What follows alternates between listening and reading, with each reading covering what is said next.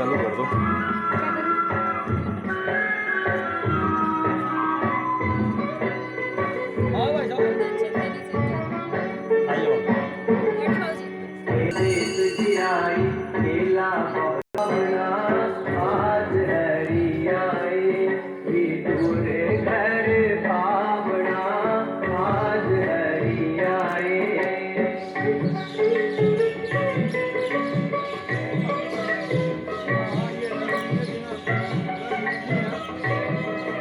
चालू करते हैं यूट्यूब।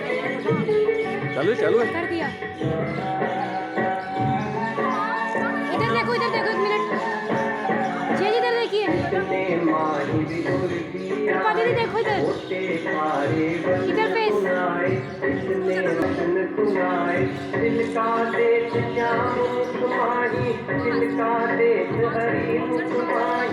ये कृपा जी हैं और सतीश जी मोदी जी, इन्होंने ही गुरु जी को गुड़गांव से कलकत्ता इनवाइट किया है आज के प्राकृतिक स्वास्थ्य शिक्षा सत्संग के लिए।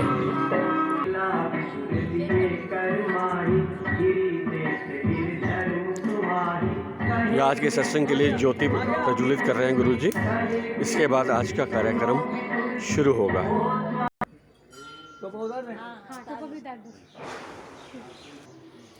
ये कृपा जी के पिताजी हैं, बहुत ही धार्मिक विचारों के, और इन्होंने इनके ही घर में गुरुजी ने स्टे किया। हम सब ने स्टे किया हुआ इनके घर में। आप इधर आ जाओ, आप इधर आ जाओ।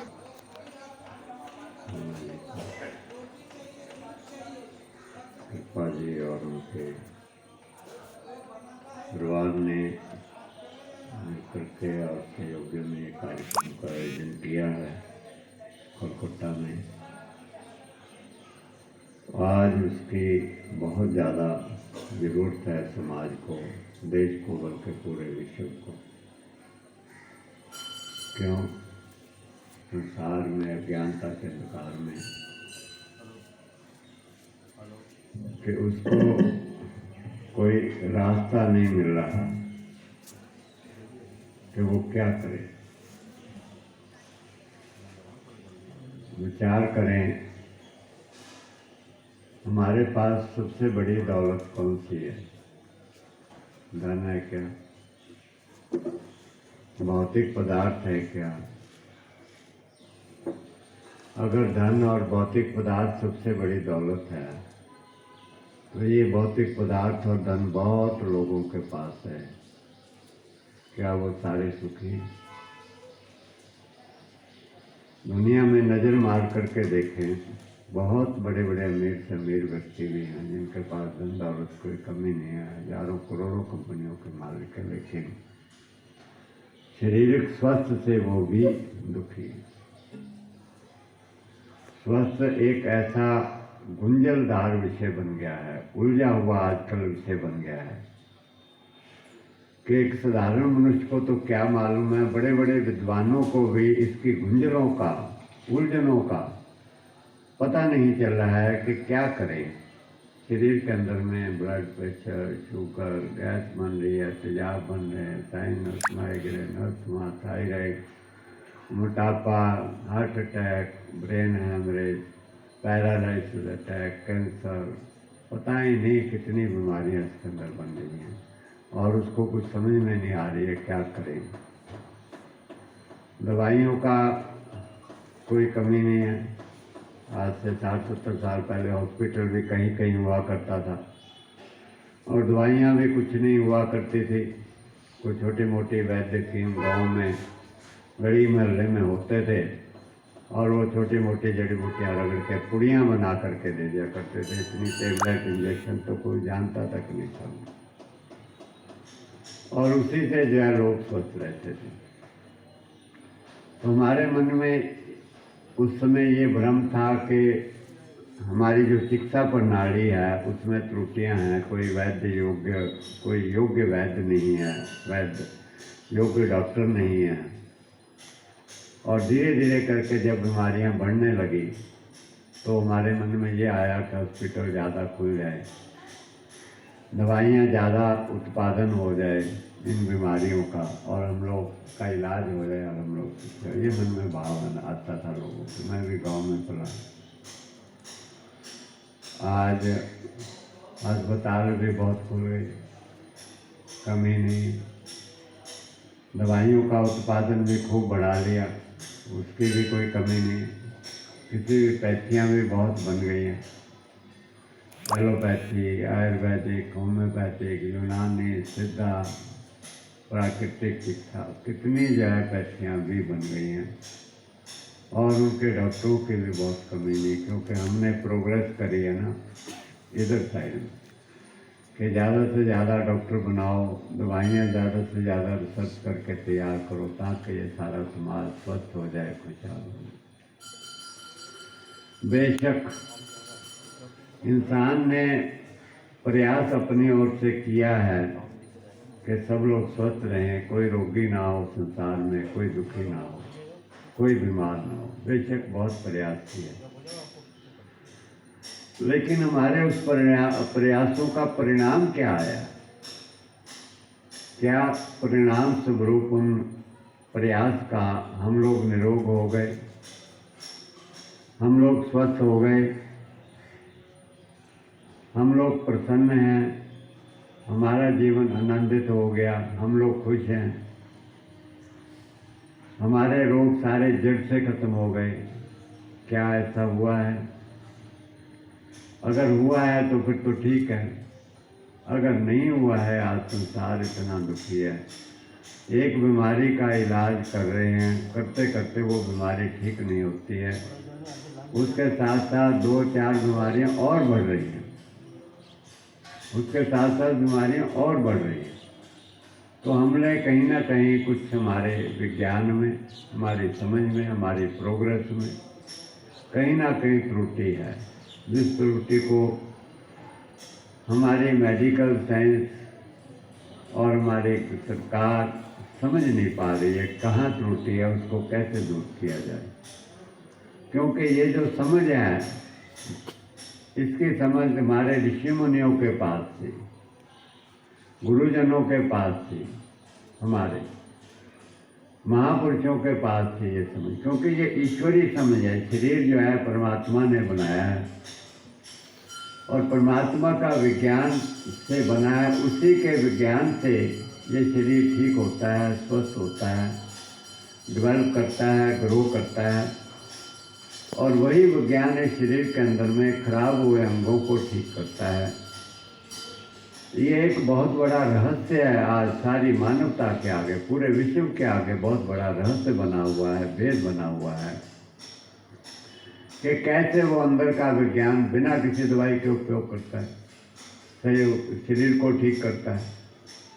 और इस भेद रहस्य की पूर्ण जानकारी समझ ना होने के कारण मनुष्य को उस भेद को नहीं समझ पा रहा। वो अपने बनावटी तरीके से, अपनी मन बुद्धि के दायरे पर दवाइयों को निर्माण करके, शरीर की चीर फाड़ करके इस शरीर को स्वस्थ करने का प्रयास कर रहा है। मनुष्य कभी भी संसार में, पृथ्वी पर उस परमात्मा से कभी भी एडवांस नहीं हो सकता, उससे ऊपर कभी नहीं हो सकता। हमेशा सारी सृष्टि जो है वो परमात्मा के अधीन है, थी और रहेगी हमेशा। उसकी जो कुछ उसका विज्ञान है, ईश्वर का जिसने रचना रची है, उसका कोई मुकाबला भी इस पृथ्वी पर नहीं हो सकता कभी भी। आप देखो सूर्य उदय हुआ है, इसका कोई क्या मुकाबला करेगा? इसका जो है अल्टरनेटिव या इसका कोई सब्स्टिट्यूट व्यक्ति क्या निकालेगा? सूर्य की रोशनी बना सकता है अपने पास से, सूर्य अपने पास से बना सकता है, उसको ऐसे फिट कर सकता है आकाश के अंदर में, जो इतना नियमित रूप से पंक्चुअली हजारों वर्ष से जो चल रहा है, करोड़ों वर्ष से जो चल रहा है, कभी उसमें किसी चीज़ की कमी नहीं आई, त्रुटि नहीं आई, पंक्चुअलिटी में कभी फर्क नहीं आया, कभी ऊर्जा शक्ति में फर्क नहीं आया, ना कभी आएगा। कभी कोई है ऐसा विज्ञान, हमारे पास कोई ऐसी शक्ति है जो इसको काम को कर दे? आप देखेंगे, क्योंकि उसका कोई भी उसका मुकाबला नहीं। ऐसे ये शरीर का है और बहुत सारा विज्ञान जो है इस ब्रह्मांड में काम कर रहा है। वायु है, हम लोग ले रहे हैं, उसके अंदर में कौन सी गैस कितनी % होनी चाहिए, उस सारी चीज़ को मेंटेन कौन कर रहा है, ताकि हमें वायु शुद्ध मिलती रहे, हमारा स्वास्थ्य अच्छा रहे, उसको कौन मेंटेन कर रहा है? हमारे वैज्ञानिक साइंस दवाइयों को रिसर्च कर रही है, ठीक है, अपनी जगह पर अपनी समझ से वो काम कर रहे हैं कि हमारे बचाव के लिए, समाज देश के लोगों की भलाई के लिए, बचाव के लिए कर रहे हैं, लेकिन वो कितना प्रभावकारी है वो सब आप लोग देख लो। हमारे गुरुदेव ने, शेषाद्रि स्वामीनाथन जी ने आकर के जो ये भेद था, रहस्य था, छुपा हुआ जो कुदरत का विज्ञान था, उसको प्रकट किया, उसको एजुकेट किया, उसको शिक्षित किया हम सबको, सारे विश्व को, सारी दुनिया को, कि उसको सीख करके हम लोग बिना किसी भी दवाई के उपयोग से हमारे को सारे हमारे शरीर के मानसिक, आत्मिक सारे कष्ट जो है उसको दूर हो जाते हैं। केवल हमने उस विज्ञान को पहले समझना है क्या है, समझ करके फिर उसको जीवन में धारण करना है। किसी भी बाहरी कोई दवाई की आवश्यकता नहीं है शरीर को ठीक करने के लिए। चाहे शरीर कितना भी खराब हो गया, खराब तो हमारी अपनी गलतियों के कारण ही हुआ है, और क्या क्या वो गलतियां हमने करी हैं उसकी जानकारी, और फिर इसको कैसे ठीक करना है बिना कोई दवाई का उपयोग किए। ये जो भेद, रहस्य, ज्ञान, साइंस विज्ञान जो था, ये गुरुदेव ने इस संसार में आकर के प्रकट किया। उस विद्या को था तो पहले भी आदिकाल से हमारे ऋषियों मुनियों के पास ये विज्ञान था। वो इसी विज्ञान से अपने आप को स्वस्थ रखते थे। विचार करें, रिसर्च करें, हम लोग सारी चीज़ पिछले ऋषि मुनियों की भी रिसर्च करें कि ये जो हमारी आज एलोपैथिक दवाइयाँ हैं और जो बाकी का सिस्टम जो है हमारा, मशीनें आई है टेस्ट करने की, लेबॉर्ट्रियाँ जो बनी हैं, हमारे जो ऑपरेशन जो बने हुए हैं, आज से 1000 साल पहले वो खाते, ये तो भी 100-200 साल से ही प्रचलित हुआ, उससे पहले तो थे ही नहीं है। 2000 साल, 5000 साल, 10,000 साल, क्या सृष्टि अभी 200 साल से बनी है क्या? ये सृष्टि तो करोड़ों वर्षों से बनी हुई है, उसी समय से। तो उस समय के लोग, बल्कि जो हमारे कथा कहानी आती है हमारे शास्त्रों के अंदर में, उनके उम्र जो हजारों वर्ष होती थी, हजारों वर्ष उनकी उम्र हुआ करती थी, 30-30 हजार, 40-40 हजार वर्ष तो ऋषि मुनियों ने तपस्या करी है, ऐसा हमारे वेदों शास्त्रों में जिक्र आता है। तो इतनी उनकी उम्र होती होगी तभी तो आता है। चलो मान लें इतनी उम्र नहीं भी थी, लेकिन कोई बीमारियां वगैरह ऐसे अगर इतनी बीमारियां होती उस समय, तो वो सारे लोग मर गए होते हैं, अब तक कहाँ जिंदा रहते। अगर हम लोग ये विचार करते हैं कि हम लोग दवाइयों से जिंदा हैं और ये दवाइयों ने हमें जीवित रखा हुआ है, सिर्फ तो जब ये दवाइयाँ नहीं थी हजारों वर्ष पहले, तो तब के तो सब लोग मर गए होते, अब कौन बचता है? इसमें कोई बचता ही ना। हमारे माता पिता भी कब के चले गए होते, उनके माता पिता, किसी को हार्ट अटैक, किसी को ब्लड प्रेशर, किसी को शुगर, किसी को पैरालाइज अटैक, और जो है किसी को ब्रेन हैमरेज, किसी को कैंसर होता शुरू से ही। तो आज कहाँ बचते, क्योंकि दवाइयाँ तो भी आई। तो हमें जो है इस पर विचार करना है कि उस समय जो लोग स्वस्थ थे वो इस प्राकृतिक साइंस के द्वारा, प्राकृतिक विज्ञान के द्वारा वो स्वस्थ रहते थे। जो परमात्मा ने व्यवस्था हमारे को स्वस्थ रखने के लिए ब्रह्मांड में और शरीर के अंदर बनाई है, उस व्यवस्था को वो अपनाते थे जीवन में, और उसी से उनके रोग सारे दुख से दूर होते थे और उसी से दूर होंगे। प्राकृतिक चिकित्सा क्या है, इसको हम परिभाषा को, इसकी डेफिनेशन को हम लोग ठीक तरीके से समझ नहीं पा रहे हैं। अपने मन से हम लगा लेते हैं कि प्राकृतिक चिकित्सा तो ये इन्होंने अपना सब्जियां फल रखे हुए हैं, बस यही प्राकृतिक चिकित्सा है, सब्जियां खाओ, गाजर खा लो, मूली खा लो, टमाटर खा लो। ऐसा नहीं, ये प्राकृतिक चिकित्सा ईश्वरीय चिकित्सा है, उस परमात्मा की चिकित्सा है। परमात्मा के डॉक्टरों के द्वारा चिकित्सा होती है। परमात्मा की बनाई हुई दवाइयों से चिकित्सा होती है, ईश्वर की बनाई। उसको प्राकृतिक का मतलब क्या है?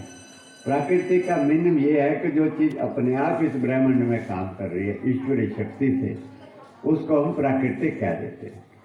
जो ईश्वरीय शक्ति से ब्रह्मांड में काम कर रही है, सूर्य है, ईश्वरीय शक्ति से कार्य कर रहे, कोई वैज्ञानिक नहीं, कोई सरकार नहीं उसको चला रही। दुनिया का कोई वैज्ञानिक, कितने बड़े बड़े वैज्ञानिक हैं, कितने बड़े बड़े उन्होंने रॉकेट बनाए हैं, कितने बड़े बड़े ऊपर अपना अंतरिक्ष में वो छोड़े हैं, कितना काम कर रहे हैं, नेट के वगैरह वगैरह सारे काम कर रहे हैं। बेशक इसमें कोई शंका नहीं है कि बड़े यूजफुल है, प्रभावकारी उनका व्यू है। लेकिन सूर्य को कौन सी साइंस चला सकती है और बना सकती है, बताइए?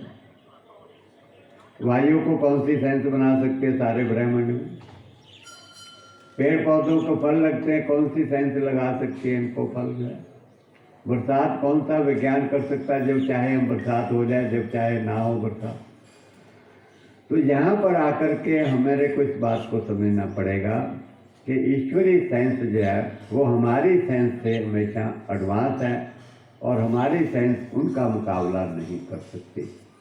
इसलिए जो प्राकृतिक विज्ञान है शरीर को स्वस्थ रखने का, वो भी श्रेष्ठ है, सबसे ऊपर है। हमारे विज्ञान से वो बहुत ऊंचा ऊपर एडवांस है वो बहुत।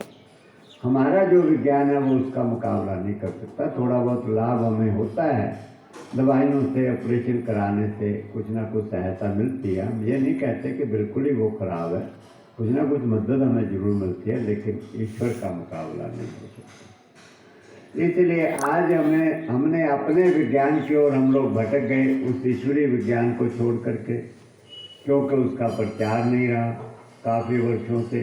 500 साल 400 साल जैसे जैसे ऋषि मुनि हमारे जो थे उनकी याद रही हमें, उनकी शिक्षा हमारे स्कूलों में बच्चों को रही, हमारे को शिक्षा मिलती रही, तब तक उनका विज्ञान जो था हमें याद रहा, उसको अपनाते भी रहे हम लोग।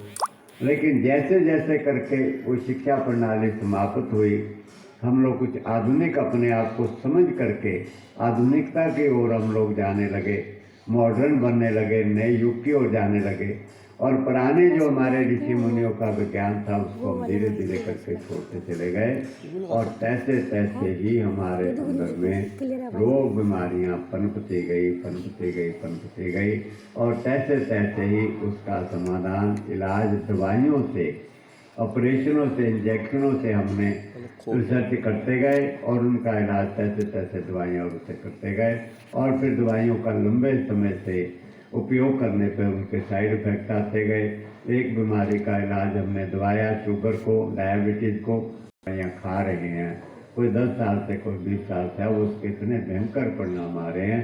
आप आकर के हम लोग दुविधा में पड़ गए हैं, एक ऐसे मुसीबत में, एक अंधे कुएं में गिर गए हैं कि अब कोई दवाई भी काम नहीं कर रही है। कितनी कितनी दवाइयाँ हमने खा के सारी देख ली, इलाज करा के देखी, अब क्या करें? अब आकर के हमारे को कोई रास्ता दिखाई नहीं दे रहा, चारों ओर अंधकार ही अंधकार दिखाई दे रहा है। ये हमारा जीवन, हमें जीवन जिसने सृष्टि रची है उसने हमें जीवन दिया, उसको हमारी चिंता है, उसने सारी व्यवस्था बनाई है। इसलिए जब जब भी हम लोग दुखी हुआ मनुष्य संसार के अंदर में, जिसकी भी वजह से, चाहे उसको आध्यात्मिक ज्ञान से भटका मनुष्य, चाहे धर्म से भटका मनुष्य, तब तब कोई ना कोई संत महापुरुष, कोई ऋषि मुनि को उस परमात्मा ने इस संसार के अंदर में भेज करके हमारे को जागृत करने के लिए, हमें ज्ञान देने के लिए। और उन्होंने समय समय पर आकर हमें विद्या ज्ञान दिया। तब जो है हम लोगों ने अपने जीवन में परिवर्तन ला करके उस विद्या ज्ञान को सीखा और अंधकार से हम लोग बचे।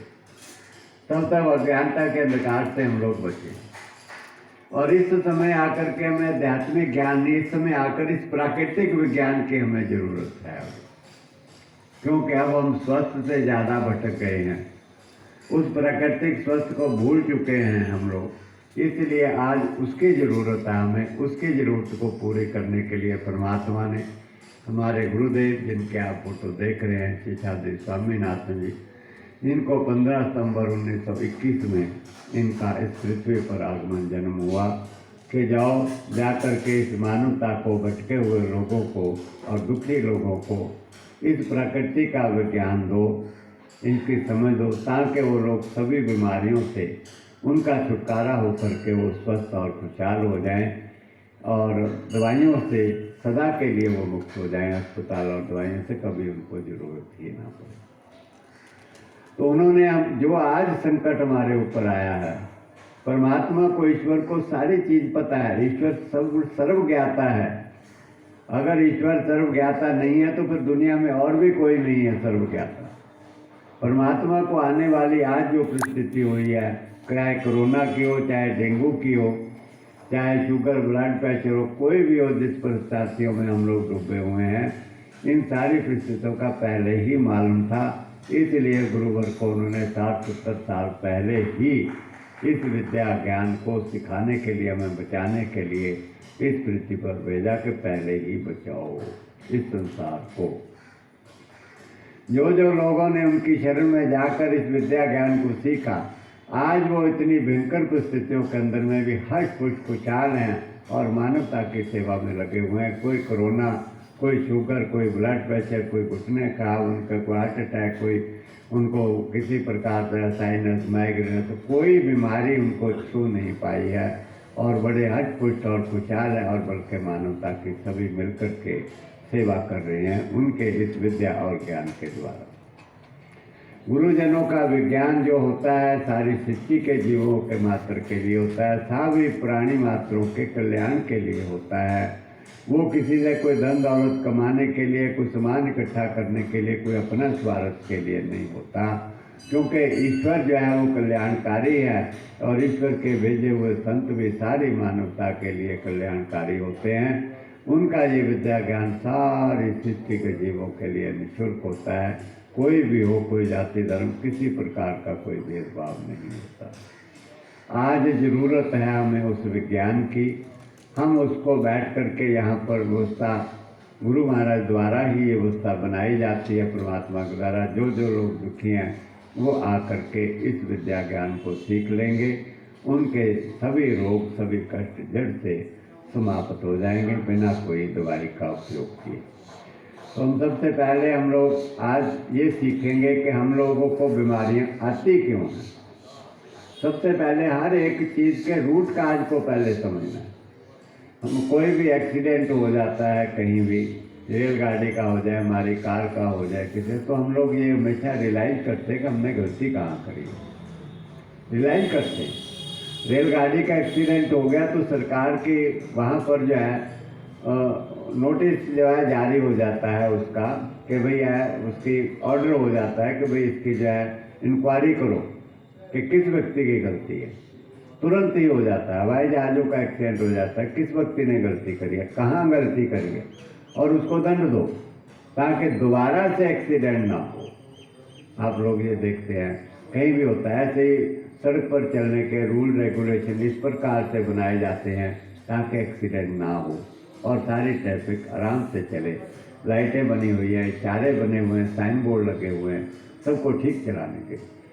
ठीक इसी प्रकार से हमारे जीवन को चलाने के लिए कि हम रोगी ना हो, बीमार ना हो पड़े हों, उसका भी प्रकृति ने, ईश्वर ने, बनाने वाले ने, जिसने रचना रची है, कुछ उसने भी विधान बनाया हुआ है, कुछ नियम बनाए हुए हैं, कुछ सिद्धांत बनाए हुए हैं। अगर हम उनको फॉलो करते हैं तो हमारे को कभी कोई रोग नहीं आएगा। जैसे हम लोग रोड पे चलते हैं तो हम सावधानी से गाड़ी चलाएं, नियमों का पालन करें तो एक्सीडेंट नहीं होगा, हम बच जाएंगे। और अगर जो है हम लोग वहाँ पर पालन नहीं करते हैं, मनमाने तरीके से गाड़ी चलाते हैं, तो रोज़ एक्सीडेंट होगा और हम दुखी और परेशान हो जाएंगे। ठीक इसी प्रकार से इस जीवन को चलाने के लिए भी जिसने रचना रची है उसने, ताकि हम कभी बीमार ना पड़े, ऐसे विधान, ऐसी नियम सिद्धांत ऐसे बनाए हुए हैं कि हमें कोई शरीर में रोग बीमारी ना आए। हमें उनको समझ करके पहले गलती कहाँ करें उनको सुधार करें हम उनका, फिर उसके बाद में जो नियम सिद्धांत बताए गए हैं फिर उनका पालन करें, और जैसे जैसे हम उनका पालन करेंगे तैसे तैसे हमारा रोग ठीक होता चला जाता है, हमें किसी दवाई की आवश्यकता नहीं पड़ती। तो रोग कहाँ से आता है, हर चीज़ के बारे में विचार करें। जब हम एक्सीडेंट हो जाता है तो गलती देखते कहाँ होती है, किसने गलती करी है, उसको दंड मिलता है। तो यहाँ भी हम विचार करें ना कि हमारे शरीर में जो रोग आ रहा है कहाँ आ रहा है, हमने क्या गलती करी, ये तो हम विचार करते नहीं। कभी कोई व्यक्ति ये नहीं विचार करता मुझे डायबिटीज़ क्यों हो गई, मेरे घुटने क्यों खराब हो गए, मुझे हार्ट अटैक क्यों आया है, मेरे को अस्थमा क्यों हो गया, इसके बारे में विचार कोई नहीं करता। सब लोग यह दवाई के बारे में विचार करते हैं। आपस में जब लोग रिश्तेदार इकट्ठे होते हैं, परिवार के किसी सदस्य को अस्थमा हो जाता है, हार्ट अटैक आ जाता है, तो सारे परिवार के सदस्य बैठ करके बातचीत करते हैं, भाई क्या करें। तो बातचीत वो यही करते हैं कि किस हॉस्पिटल में लेके जाए। सारे रिश्तेदार पढ़े लिखे व्यक्ति बैठ के ये बातचीत करते हैं किस हॉस्पिटल के लेके जाए, किस डॉक्टर के पास इसको चेकअप कराए। सारे बैठ के फिर अपनी समझ लगा करके जो उनके समझ में बेस्ट डॉक्टर होता है, सबसे श्रेष्ठ डॉक्टर होता है, किसी की कोई अप्रोच होती है वो अपनी अप्रोच लगाता है, फ़ोन करके उनको बोलता है डॉक्टर साहब ये मेरा मरीज़ है, इसको भेज रहा हूँ, इसका थोड़ा ध्यान रखना विशेष करके। कोई बड़ा हॉस्पिटल है वहाँ देखते जाकर सब लोग जो उधर जाते हैं, इधर विचार कोई नहीं करता। कोई करता होगा तो लाखों करोड़ों में से एक दो व्यक्ति होंगे कि मैं बीमार क्यों हूँ, इस पर विचार वो बहुत कम करते होंगे। बाकी सब लोग यहाँ ये देखते हैं कि अस्पताल कौन सा, यहाँ आकर के हम लोग गलती करते हैं। जब भी हम लोग रोगी हों, आज आप सीख करके जाइए सब चीज़ों को। जब भी हमारे शरीर में कोई दुख आए, मन के अंदर कोई परेशानी आए, तनाव आए, मन के अंदर अशांत हो मन, शुगर बढ़ जाए, ब्लड प्रेशर बढ़ जाए, कॉन्स्टिपेशन हो जाए, अस्थमा, तो विचार करें कि मैं अपने जीवन के अंदर में कौन सा कार्य गलत कर रहा हूँ जिसकी वजह कारण मुझे ये परेशानी आ रही है। उस समय इस पर विचार करें, और जहाँ आपको समझ आए भी कहाँ गलती है उसका सुधार कर लें। अब हमें इन चीज़ों की समझ नहीं है, यही समझ हमें गुरु महाराज ने आकर इस पृथ्वी पर दी कि भाई हम बीमार क्यों पड़ते हैं, उसकी समझ दी। तो सबसे पहले जो है उन्होंने बताया कि कुछ गलतियां हम लोग खाने पीने में करते हैं। कई प्रकार के हम लोग गलतियां करते हैं, खाने पीने में गलतियां हम लोग करते हैं, व्यवहार गलत होता है हमारा आपस के अंदर में, व्यवहार में गलतियां करते हैं। फिर हमारे अंदर में दवाइयों का सेवन करते हैं हम लोग गलत तरीके से, उनका वहाँ पर हमारी गलती हो जाती है, गलत दवाइयों का सेवन करते हैं। फिर हमारे विचारधारा गलत होती है, वहाँ पर हमसे गलतियाँ हो जाती हैं। कर्म हमारे से गलत हो जाते हैं, हम ध्यान नहीं करते परमात्मा का, वहाँ गलती हो जाती है। सत्संग नहीं सुनते हैं, उसके अंदर में गलतियाँ होती हैं हमारे अंदर में। शरीर के अंदर में मल एकत्रित हो जाता है, हम उसको साफ नहीं होने देते, उसको अंदर ही दबाते रहते हैं, और दबाते दबाते जो है वो अंदर रोग बन जाता है, उसको बीमारी खुद ही बना लेते हैं, उससे हमारे अंदर बीमारियाँ बढ़ जाती हैं। इन सारी चीज़ों को हमें पहले बैठ के ध्यान से सुनना और समझना पड़ता है कि कहाँ कहाँ पर हमारी यहाँ गलतियाँ हो रही। जब हम पहले अपना समय दे करके शांत मन से बैठ करके सुनेंगे, समझेंगे उन चीज़ों को, फिर हमारे अंदर में एक विवेक जागृत होगा कि हाँ भाई हम गलती तो कर रहे हैं, और फिर हमारे को उसका सुधारने के लिए भी हमारे मन में विचार आएगा कि इन चीज़ों को हम छोड़ें, इन काम को हम ना करें जिनसे हम बीमार पड़ रहे हैं। फिर धीरे धीरे एक्शन चालू होता है उसका। जैसे हमारे मन के अंदर विचार में आ जाता है कि मैंने ये गलती करी है, तो फिर हम उसको सुधारने का प्रयास करते हैं। हमारे पहले माइंड एक्सेप्ट तो करे ना कि मैंने गलती करी है। जब माइंड एक्सेप्ट कर लेता है, हमारा स्वीकार कर लेता है कि हमने ये गलती करी है, फिर हम उसको सुधारने के लिए प्रयास करता है हमारा मन, हम प्रयास करते हैं। इसलिए सबसे पहले तो हम इस चीज़ को जानें कि हम गलती कहाँ कर रहे हैं, और फिर समझें उसको, समझ करके फिर उसका सुधार करने के लिए कोशिश करें कि अब इसका सुधार कैसे करें। फिर हम आपको बताते हैं अब इसका सुधार ऐसे ऐसे कर लीजिएगा। फिर आप उसको वैसा करना शुरू करेंगे, आपके रोग जो है ठीक होने शुरू हो जाएंगे, आपको दवाइयों की आवश्यकता नहीं पड़ेगी, आप स्वस्थ हो जाएंगे। तो खाने पीने की गलतियां सबसे पहले हम लोग लेते हैं खाने पीने के अंदर में। साधारण सी बात है कि जो चीज़ें हमारे को नेचर से मिली हैं, परमात्मा से मिली हैं, जो भी चीज़ें खाने के लिए, वो हमारे स्वास्थ्य के लिए सबसे ज़्यादा अच्छी होती हैं। हमारे स्वास्थ्य को बनाए रखने के लिए सबसे ज़्यादा अच्छी होती हैं खाने पीने की चीज़ें, जो हमारे को परमात्मा से मिलती हैं। जो हम लोग चीज़ों को परमात्मा से मिलती है उनको हम लोग थोड़ा गर्म करते हैं, उसमें नमक मिर्च मिलाते हैं, उसके अंदर मसाले मिलाते हैं, उनके अंदर केमिकल मिलाते हैं फैक्ट्रियों के अंदर में, उनको रूप उनका और बना देते हैं। वो चीज़ें हमारे स्वास्थ्य के लिए हानिकारक बन जाती हैं, हमारे शरीर के अंदर में रोग पैदा करती हैं, हमारे स्वास्थ्य को नीचा गिराती हैं। वो भोजन जो है हमारे शरीर के अंगों को कमज़ोर करती हैं। वो चीज़ जब हम लंबे समय तक उन चीज़ों का सेवन करते हैं, खाते रहते हैं, तो हमारे शरीर के अंग कमज़ोर होना शुरू हो जाते हैं। और जब कमज़ोर होना शुरू हो जाते हैं तो फिर वो काम करना बंद कर देते हैं। बीमारी क्या है? Sugar, blood pressure, sinus, migraine, asthma, जोड़ों के दर्द, थायराइड, ये सब बीमारियां क्या हैं? ये बीमारियां शरीर और स्वास्थ्य की कमजोरी है, हमारे अंगों की कमजोरी है, ये बीमारियां हैं। क्योंकि अगर हमारे पैंक्रियाज काम नहीं करते, कमज़ोर हो गए, तो इंसुलिन नहीं बना रहे हैं, तो क्या होगा? हमारे पैंक्रियाज काम नहीं करेंगे, इंसुलिन बनाए तो डायबिटीज बढ़ जाएगी। डायबिटीज बढ़ गई है। अगर हमारे घुटने कमज़ोर हो गए, कैल्शियम की कमी हो गई हमारे शरीर के अंदर में, ग्रीस सूख गई हमारे घुटनों की, मांसपेशियाँ हमारी जो है हार्ड हो गई हैं, नस नाड़ियाँ हमारी हार्ड हो गई हैं, अंदर से सख्त हो गई हैं, तो क्या होगा? हमारे घुटने में दर्द हो जाएगा, घुटने खराब हो जाएंगे, चल फिर नहीं सकेंगे हम लोग। अगर हमारा हृदय कमज़ोर हो गया, उसकी मांसपेशियाँ कमज़ोर हो गई, पंप नहीं कर रहा है, हार्ट को भी, हमारे हृदय को, हमारे जो है ब्लड प्रेशर को नहीं चला रहा, ब्लड को सर्कुलेट नहीं कर रहा है, मांसपेशियाँ कमज़ोर हो गई तो हमारे को हार्ट की बीमारी होगी। किडनी हमारी काम नहीं कर रही, गुर्दे हमारे, तो हमारे को किडनी की बीमारी होगी। आंखें कमज़ोर होगी तो आंखों की बीमारी होगी। मतलब कि शरीर को अंगों का कमज़ोर हो जाना रोग है। और वो रोग कमज़ोर किस लिए हुए? कि हमने जो भोजन हमारे शरीर को, ईश्वर ने जिसने रचना रची है हमारे शरीर की, जो उसने बनाया था, हमने वो भोजन खाने में नहीं खाया है, उसको बदल करके, उसके अंदर मिलावटें करके, उसको खराब करके उस भोजन को जब हम खाते हैं तो हमारे शरीर को शक्ति देने वाले तत्व, विटामिन जितने भी हैं, वो नष्ट हो जाते हैं, जल जाते हैं, और उसको तत्वों को ना मिलने के कारण हमारे शरीर का स्वास्थ्य जो है नीचे गिरना शुरू हो जाता है और हम लोग की बीमार होना शुरू हो जाते हैं। अब उसके अंदर में हम लोग विचार करते हैं कि कौन कौन सी चीज़ें हैं जो कि हम लोगों को खराब कर दी हमने, और ख़राब होने के कारण हमारा स्वास्थ्य बिगड़ा है, उस पर हम लोग विचार करते हैं। सबसे पहले हम लोग जो है गन्ने को लेते हैं। ईश्वर ने हमारे को गन्ना प्रदान किया हुआ है, गन्ना दिया, गन्ने के अंदर में रस है, उसके अंदर में मिठास है, परमात्मा ने दिया।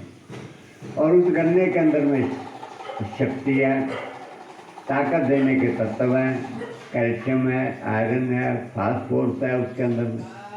और उन तत्व जो हमारे गन्ने के अंदर में, वो हमारे शरीर को ताकतवर बनाते हैं, मांसपेशियों को तकड़ी करते हैं, लिवर को ताकत देते हैं, खून को बढ़ाते हैं, खून को साफ करते हैं, हमारे हार्ट को ताकत देते हैं, उनको ताकत देते हैं हमारे शरीर। घुटनों में ताकत लाती है नहीं, गन्ने के रस में इतनी ताकत है, लेकिन क्या हम लोग गन्ने का रस पीते हैं। हमने उसको क्या बनाया, पहले गुड़ बना लिया पुराने ज़माने में, फिर धीरे धीरे करके उसकी खंड बना ली, फिर थोड़ा और दिमाग चलाया, विज्ञान की ओर गए, पढ़ लिख गए, तो हमने उसकी वाइट शुगर बना ली, सफ़ेद चीनी जिसको।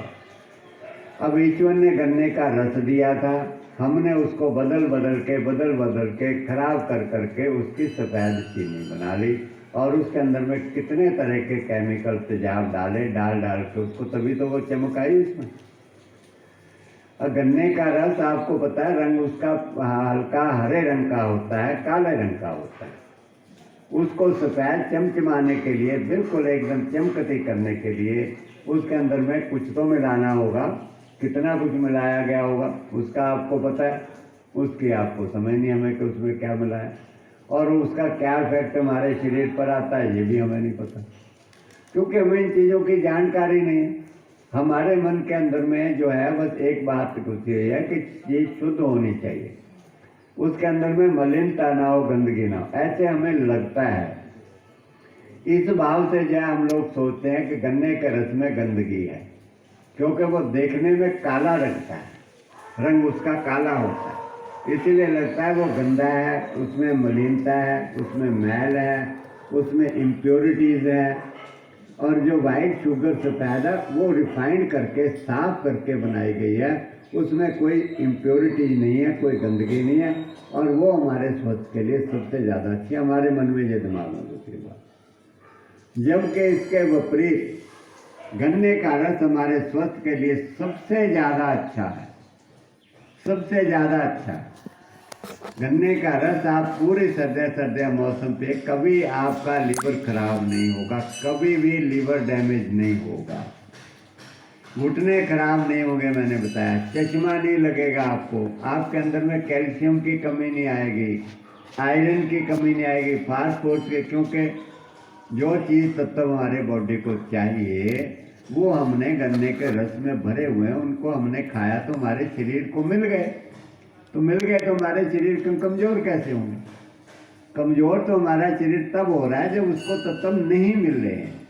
आज आप लोग देख रहे हैं चलने फिरने में भी असमर्थ हैं, घुटने आज सबके खराब हो रहे हैं, चश्मे लग रहे हैं, लिवर खराब हो रहे हैं, सबके मांसपेशियाँ कमज़ोर हो रही हैं, मतलब कि हम अपना घर का काम भी करने में असमर्थ हो रहे हैं, कमर दर्द हो रहे हैं, हम सबको जो है कमज़ोर हो रही है इतनी ज़्यादा कमर, घर का काम भी हम लोग दो बच्चे हैं, अब तो परिवार भी इतने बड़े नहीं हैं, पहले तो 20-20 25 बच्चे 50-50 परिवार के सदस्य होते थे।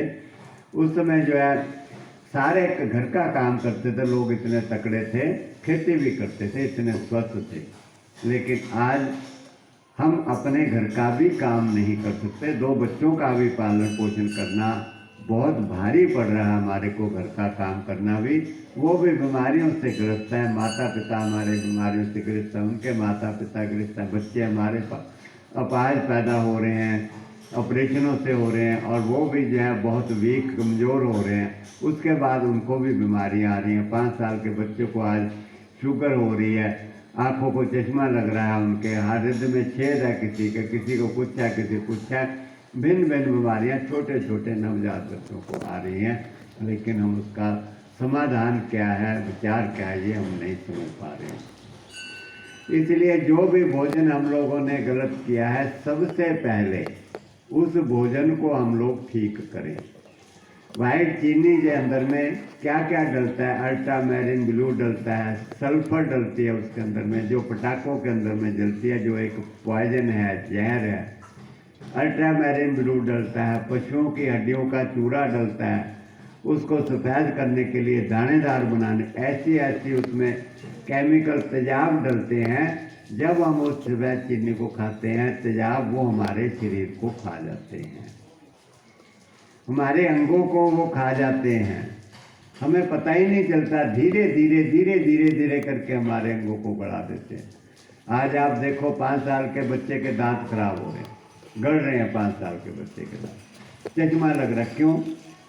क्योंकि टॉफ़ियाँ खाते हैं बच्चे, मिठाइयाँ खाते हैं, चीनी खाते हैं, और जब वो खाते हैं तो उनके इतने उसमें केमिकल हैं कि सख्त दांतों को गड़ा देते हैं।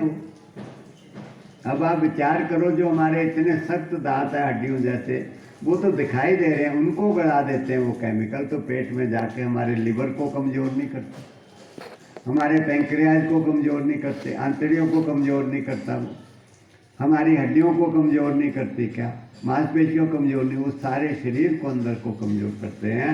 खास करके जो छोटे बच्चे होते हैं वो तो उनका शरीर नया होता है बिल्कुल, और बहुत ही सॉफ्ट होता है, कच्चा शरीर होता है अभी, और उस कच्चे शरीर के अंदर में जब ये चीज़ें जाती हैं तो उनको तो बहुत भारी नुकसान करती हैं, क्योंकि 25 साल तक शरीर पक के तैयार होता है, मजबूत होता है, हड्डियाँ पकती हैं, मांसपेशियाँ पकती हैं, सारे शरीर के अंग हमारे ताकतवर बनते हैं, उनमें नई शक्ति आती है, पक कर तैयार होते हैं, उसके बाद में जा कर के वो काम करते हैं पूरे तरीके से।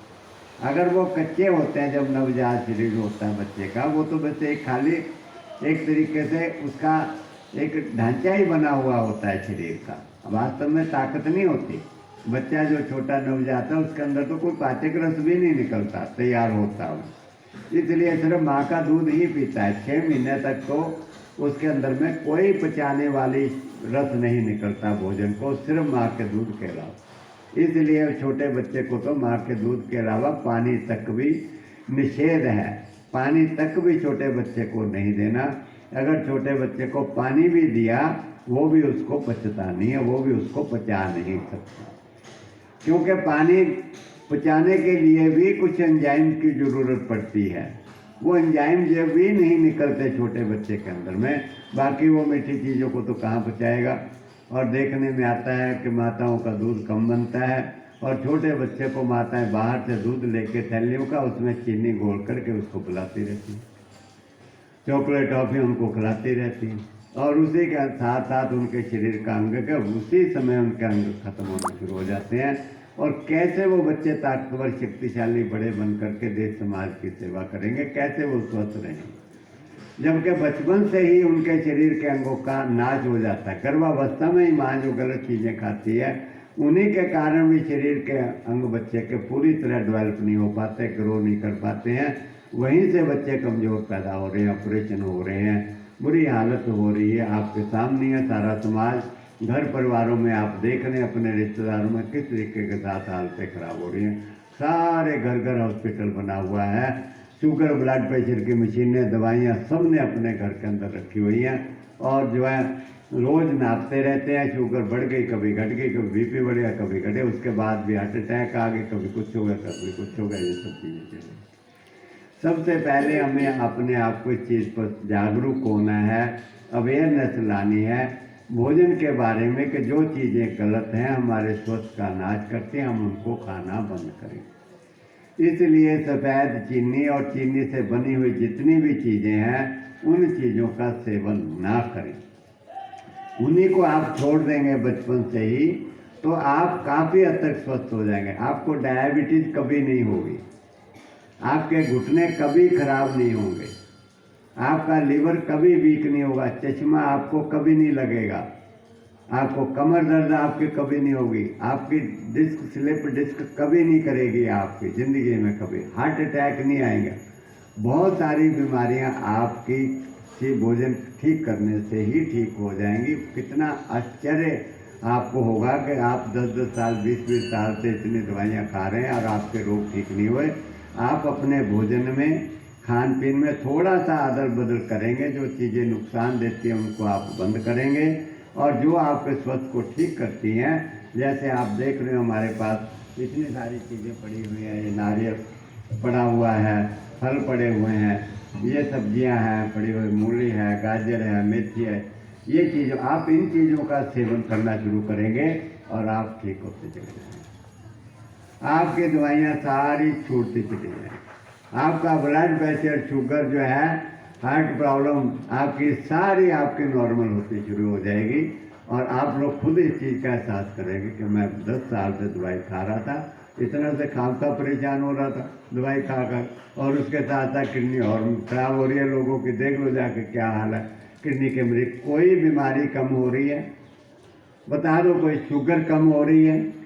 हमारे पास इतनी दवाइयाँ हैं, इतना मेडिकल हॉस्पिटल बने हुए हैं, कोई भी मरीज कम हो रहे हैं। शुगर के मरीज पहले कितने थे, 10 साल पहले, 1 साल में आज कितने बढ़ गए। ब्लड प्रेशर के मरीज कितने थे पहले, आज कितने बढ़ गए। हार्ट अटैक के केसेस जो है, घुटने के मरीज जो हैं, किडनी के मरीज जो लाइन लगी होती है वहाँ पर, उस पर क्यों, क्योंकि बढ़ रहे हैं दिन पर दिन। सारी बीमारियाँ दिन पर दिन बढ़ रही हैं।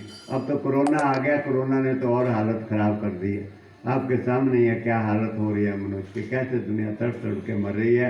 पैसे ले ले करके वहाँ घूम रहे हैं, किसी तरीके का ऑक्सीजन तक नहीं मिल रही है और ना कोई राहत मिल रही है ना कोई। कितने लोग, हजारों लाखों लोग जो है, परिवार के परिवार जो है खत्म हो चुके हैं और कोई समाधान नहीं मिला।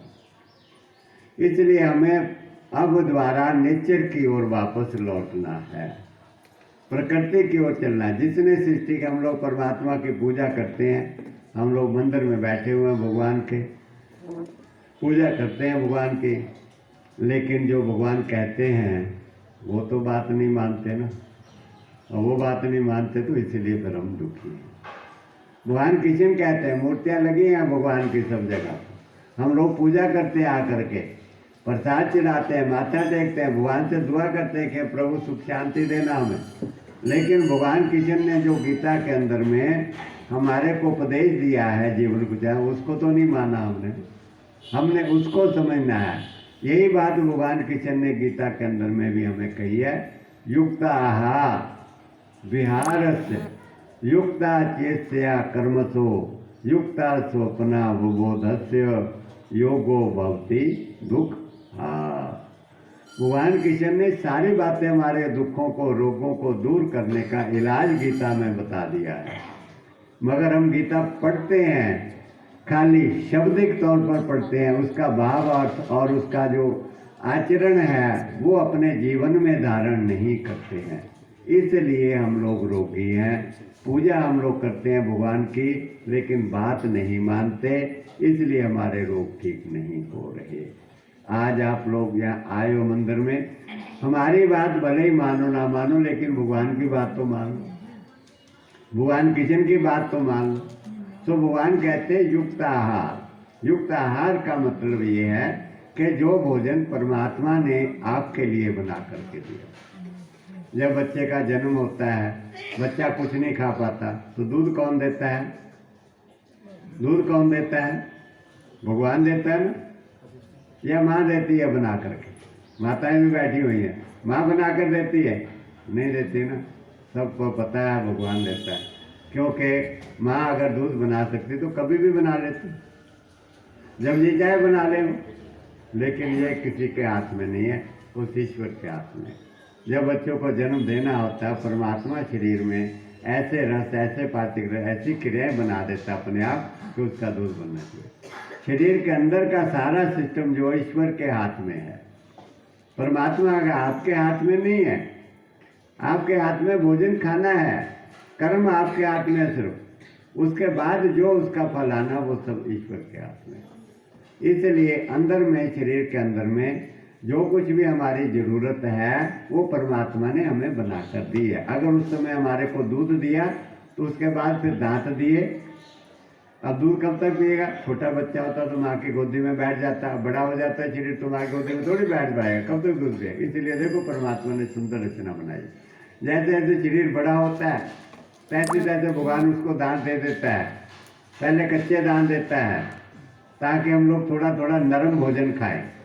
उस सृष्टि की रचना करना हार के समझो जरा दिमाग से, वो हमारे से ज़्यादा समझदार है। हम उससे अक्लमंद नहीं है, लेकिन समझते हैं कि हम उससे ज़्यादा अक्लमंद हैं, और यही हमारा अहंकार जो है वो हमारे को बर्बाद कर रहा है। जैसे बच्चा का जन्म होता है तो दूध देता है, 6 महीने के तक उसको सिर्फ दूध पीना। 6 महीने के बाद उसके कच्चे दांत आने शुरू हो जाते हैं, कच्चे दांत। उसके बाद भगवान कहते हैं अब इसका पाचन क्रिया थोड़ी सी स्ट्रांग हो गई है, फिर इसको जो है 6 महीने बाद इसको थोड़े से फलों का रस, नारियल का पानी, ऐसी चीज़ें जो है मीठे फलों का रस देना शुरू कर दे। जब उसको थोड़ा थोड़ा मीठे रस और फलों का रस देते हैं, फिर 12 महीने हो जाते हैं, 1 साल, वो थोड़ी और पाचन क्रिया ठीक हो जाती है, फिर वो कच्चे दांत आ गए पूरे। अब भगवान कहता है अब बेटे तू थोड़े थोड़े गुद्देदार फल, नरम नरम फल वगैरह भोजन खाना शुरू कर दे, क्योंकि दांत अभी कच्ची। उसमें नरम नरम भोजन इसको देना शुरू कर दे, भगवान बना के देता है। ये संतरा देता है भगवान, इसका गुद्दा है, नरम होता है, इतना सख्त नहीं होता, इसका जूस पी लें। सेब को थोड़ा सा मैश करके गुद्दे को वो खा लें। केले जो अगर बिना केमिकल का केला मिले वो खा लें, थोड़ा सा करके मैश करके, जो सॉफ्ट चीज़ें हैं बिल्कुल वो खा लें। फिर 12 से बाद में 20 महीने के बाद, 18-20 महीने के बाद धीरे धीरे फिर वो दांत चले जाते हैं, शरीर थोड़ा और स्ट्रांग हो जाता है बच्चे का, डाइजेशन सिस्टम और स्ट्रांग हो जाता है। फिर उसके बाद वो दांत जाके फिर भगवान और दांत देता है उसको, मजबूत दांत देता है, स्ट्रांग दांत देता है। फिर भगवान कहता है अब बेटे तू अनाज भी खा ले, अब सब्जियां भी खा ले, अब तू चने भी खा ले, अब तू कच्ची मूंगफली भी खा ले, अब तू नारियल की गिरी जो सख्त है वो, अब तू सख्त चीज़ें भी खा ले। इतनी देर में दूध चला जाता है, इतनी देर में दूध बनना बंद हो जाता है। ऐसे ही है ना, गलत तो नहीं है ना? अगर भगवान कितनी तो केयर कर रहे हैं, बचपन से जन्म दे के, कहाँ तुम्हारे से दूर है, कहाँ परमात्मा दूर है तुम्हारे से? आप उसकी बात तो समझ के उस हिसाब से अपने जीवन को चलाओ ना, जैसे उस ईश्वर चला रहा है। हम वैसे नहीं चलाते, उसके उल्टा चलाते हैं। छोटे से बच्चे को दूध माँ का उतरता नहीं, क्योंकि वो भोजन ठीक नहीं खाती, इसलिए दूध नहीं बनता। और फिर उसको बाहर का दूध देती है, बाजार में उसमें चीनी घोल देती है, वो केमिकल पे जा उसके शरीर के अंग वही खत्म हो जाते हैं। 6 महीने बाद क्या 2-3 महीने बाद बच्चे को उसको कुछ कोई चाय पिला देगी, कुछ को कोई रोटी डाल देगा मुंह में, कोई बिस्कुट डाल देगा, कोई कुछ देना शुरू कर देगा, उसकी पाचन क्रिया को खराब कर देते हैं। उसके अंदर में कोई कुरकुरे डाल देगा, कोई कुछ डाल देगा, वो पचा नहीं सकता अभी। और ये चीज़ें भोजन मनुष्य का नहीं है, जितना कुछ भी बना हुआ फैक्ट्री में, ये परमात्मा का भोजन नहीं है। जो कुछ भी बने, चीनी और चीनी से मिठाइयाँ बनी है सारी, जितने भी हैं, चाय, coffee, cold drink, Kurkure, chips, नमकीन, ब्रेड, बिस्कुट, आइसक्रीम में जितनी भी है, बीड़ियाँ, सिगरेट, शराब, ये परमात्मा ने भोजन दिया आपको बनाने के लिए, खाने के लिए? बताना जरा, ईश्वर ने दिया? ये मनुष्य का बनाया हुआ पैसा कमाने के लिए, मनुष्य पैसा कमाने के लिए बनाता है। ईश्वर ने ये बनाया है, देखो कितना सुंदर बनाया। इसके अंदर में जो आपके शरीर को तत्व चाहिए वो परमात्मा ने भर दिया। इसको खाओ। ये नारियल पानी है, आप लोगों के यहाँ तो नारियल पानी का भी होता है। इसके अंदर देखो, इसकी शेप है जो बाहर से हृदय जैसी बनाई है, जैसे हमारा हार्ट होता है। अगर आप इस पानी को रोज पीते हैं, आपको कभी हार्ट अटैक नहीं होगा, कभी हार्ट अटैक नहीं। इसके अंदर फिर गिरी बनाई है, उसके अंदर में चिकनाई भरपूर है।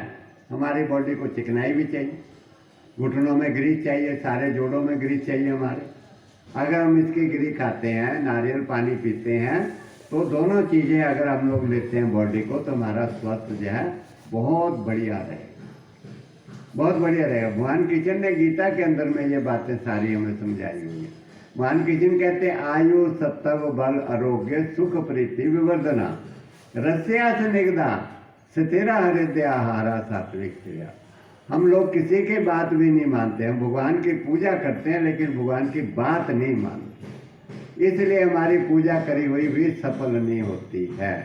पूजा करने से हमारा रोग नहीं जाता है, इसलिए हमारा पूजा तो करनी है। चलो, भगवान की पूजा तो करनी चाहिए, सबको ध्यान करना चाहिए, लेकिन जो वो कहते हैं भगवान, वो बात भी तो माननी चाहिए, या वो बात नहीं माननी चाहिए उनकी।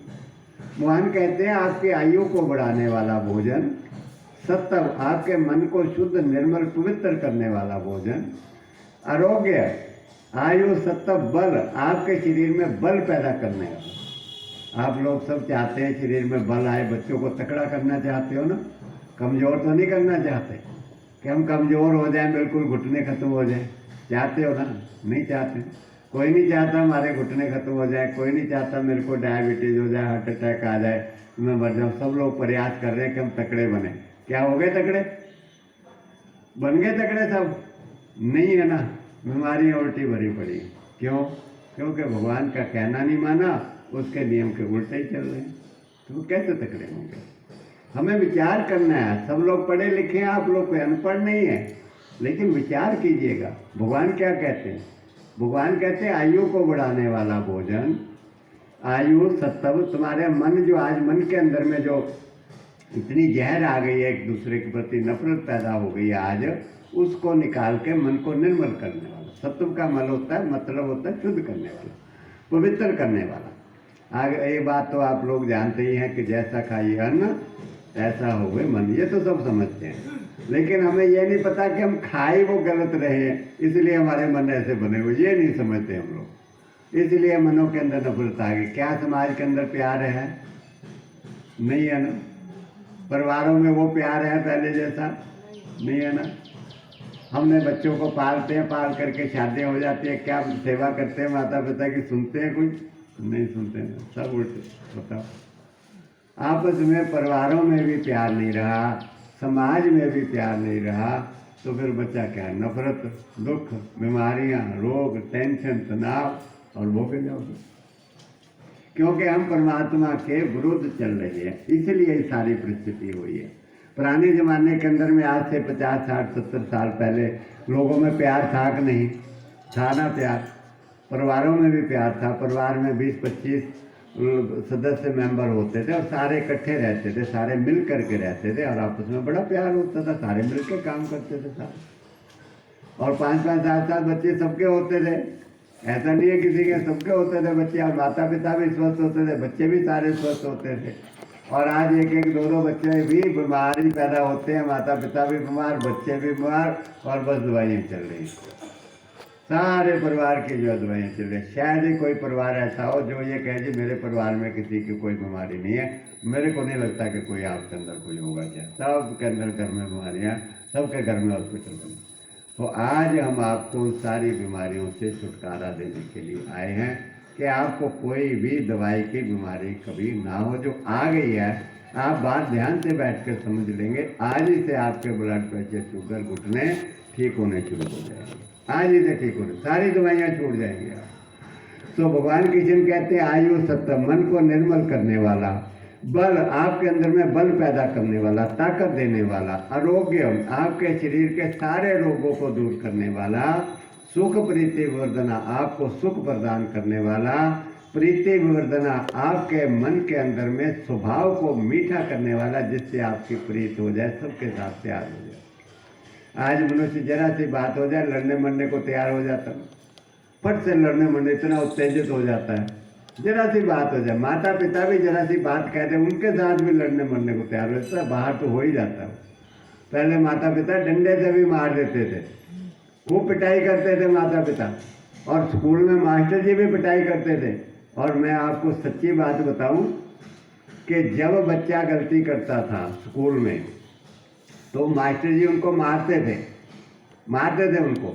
और जब पिताजी को पता लग जाता था कि मेरे बच्चे ने गलती करी है, मास्टर जी ने मारा है, तो घर आकर के बाप और मारता था उनको। और अगर जो है मास्टर जी ने नहीं मारा या कुछ नहीं बात हुई तो पकड़ करके अपने बेटे को मास्टर जी के पास लेकर जाता था और कहता था मास्टर जी ये मेरा बेटा गलती करे ना, इसको खूब पिटाई करना है इसकी, ये कहता था जाकर। हमने खुद देखा है कि अगर मेरा बेटा कुछ भी गलती करे तो इसकी खूब पिटाई करना है, ये कहता था जा करके। और बच्चे फिर भी माता पिता के शरण में रहते थे और बुरा नहीं मानते थे बिल्कुल, और डर था और गलती नहीं करते थे। आज करते हैं ऐसा? कह सकता है माँ पिता? बल्कि खाने को पड़ते हैं, लड़ने को पड़ते हैं।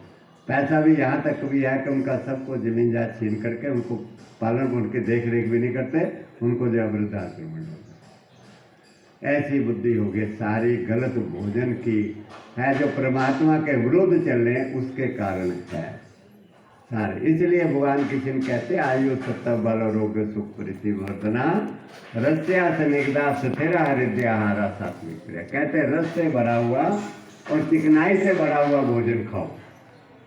आज आप भगवान कृष्ण की बात मान लीजिए, चलो हमारी बात मत। भगवान कृष्ण रस से भरा हुआ, रस्या स्निग्धा, रस्या का मतलब होता है रस से भरा हुआ भोजन, स्निग्धा का मतलब होता है चिकनाई से भरा हुआ भोजन। रस और चिकनाई से भरा हुआ भगवान कहते हैं भोजन खाओ। स्थिरा हृदय आहारा सात्विक क्रिया। कहते हैं आपका जो मन है ना, वो जो अस्थिर है मन हमारा, डामाडोल रहता है, कहीं भी नहीं लगता मन, कभी इधर है कभी उधर है कभी उधर। कहते स्थिर हृदय आहारा, वो स्थिर हो जाएगा और आपका स्वास्थ्य भी अच्छा हो जाएगा, शरीर के सारे रोग ठीक हो जाएंगे। अब बताओ भगवान ने आपको किस चीज़ की कमी रखी? किस चीज़ की कमी रखी? आपके दुखों को, रोगों को दूर करने के लिए, सारे रोग दूर करने के लिए बताया था। अब आप लोग उसकी बात ना माने, अब खाते रहो ब्लड प्रेशर शुगर की दवाइयाँ सारी उम्र, और खाते खाते आप लोग आखिर में कोई 10 लाख देखे, कोई 20 लाख देखे, कोई 50 लाख देखे, ICU में मर के डेड बॉडी जान लाख चली जाती है।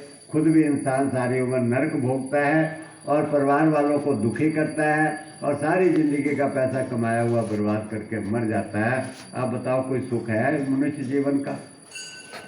कोई सुख है मनुष्य जीवन का? तो फिर हम लोग कहते हैं मनुष्य जीवन श्रेष्ठ जीवन है। कबीरा मानव जन्म दुर्लभ है, होत ना बारंबार, जो बन फल पक भोंगरे पोहर ना लागेदार। कि मनुष्य जीवन दुर्लभ है। उस मनुष्य जीवन दुर्लभ में क्या पाया हमने? बीमारियां, दुख, तनाव, यही पाया। क्या इसी को प्राप्त करने के लिए मनुष्य जीवन मिला था क्या? ऐसा नहीं है। हमने मनुष्य जीवन को गलत तरीके से जिया है, इसलिए जीवन ऐसा बन गया।